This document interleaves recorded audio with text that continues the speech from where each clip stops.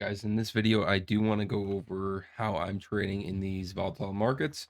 I want to go over how I'm sizing, why to trade in conditions like these, why you really can't be scared of them.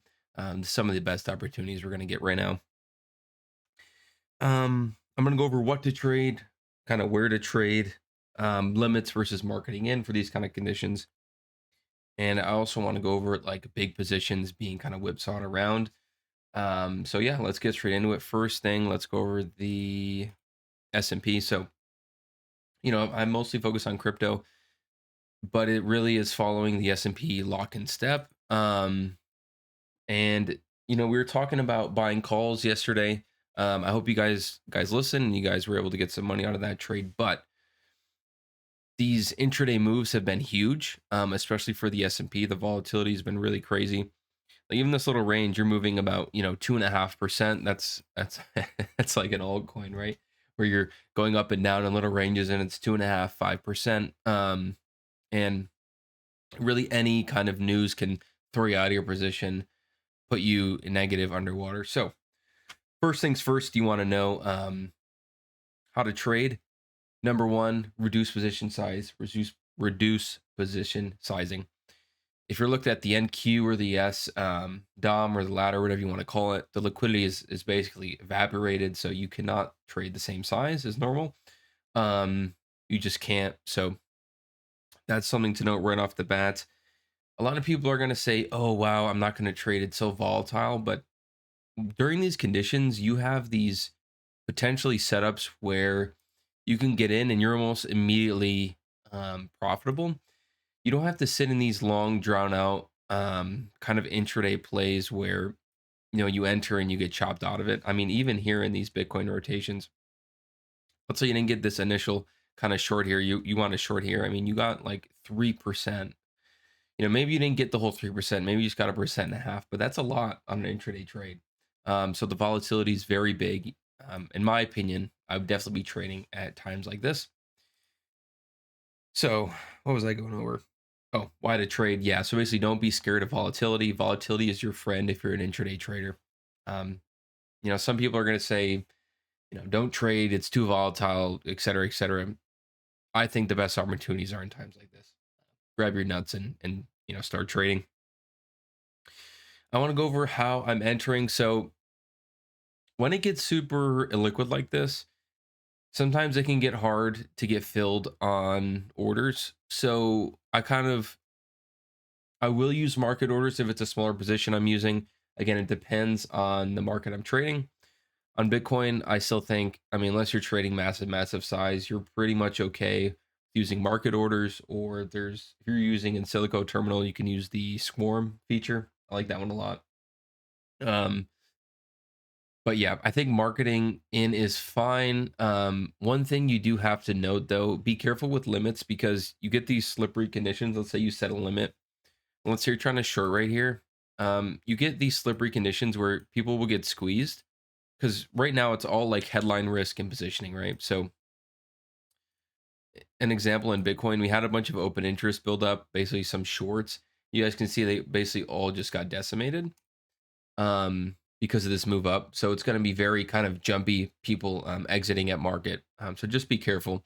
You might have a limit, kind of set, and then you're not really in the ebb and flow of the market, and then you get kind of blown off sides pretty fast. Like let's say you just had a limit here on these single prints, you're immediately offside 1.5%, and then you're in the money, and this is over like 3 minutes. So just something to keep in mind. Um, I still like limits for exiting. I still like limits for entering. You just got to be careful with I think with your sizing. And I mean that's basically it. Just some levels might get a little bit more squeezed than normal, not as much clean price action, more whipsawy. So just something to keep in mind. Um, yeah, I mean, other than that, it's pretty much same as trading any other market. Not much to cover on that. So other than that, let's go over some updates. Yeah, guys. I mean, Bitcoin is at the best contextual risk reward for longs. We went over this yesterday as well. The order book depth. I remember talking yesterday. It looks good, but we can't get squeezed, guys. What do? Look at it.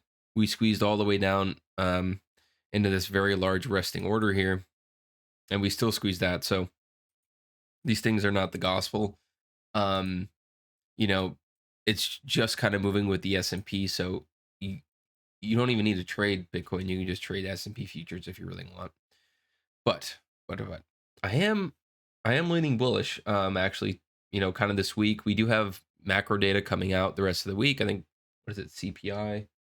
Let me pull it up. Forex Factory.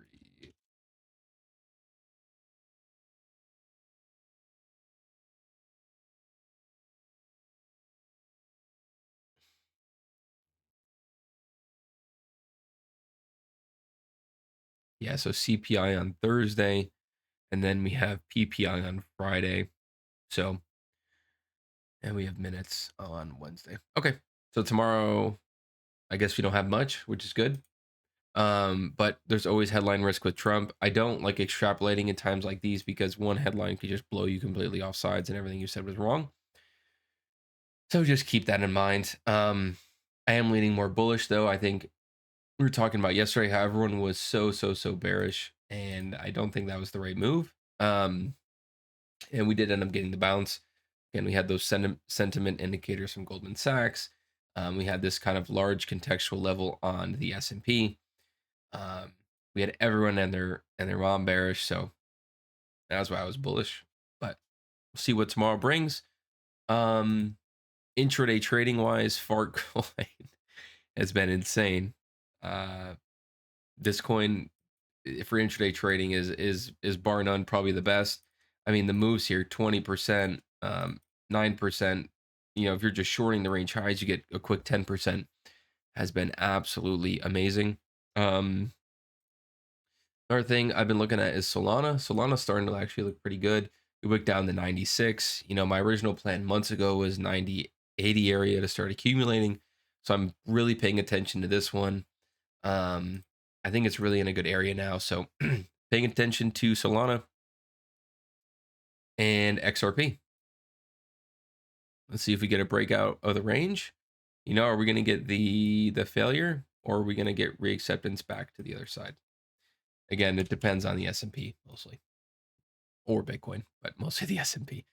Other than that, yeah, I'm playing for a bounce tomorrow as well. Still leaning bullish. Hopefully he doesn't nuke us to Hades again. If he does, what are you going to do?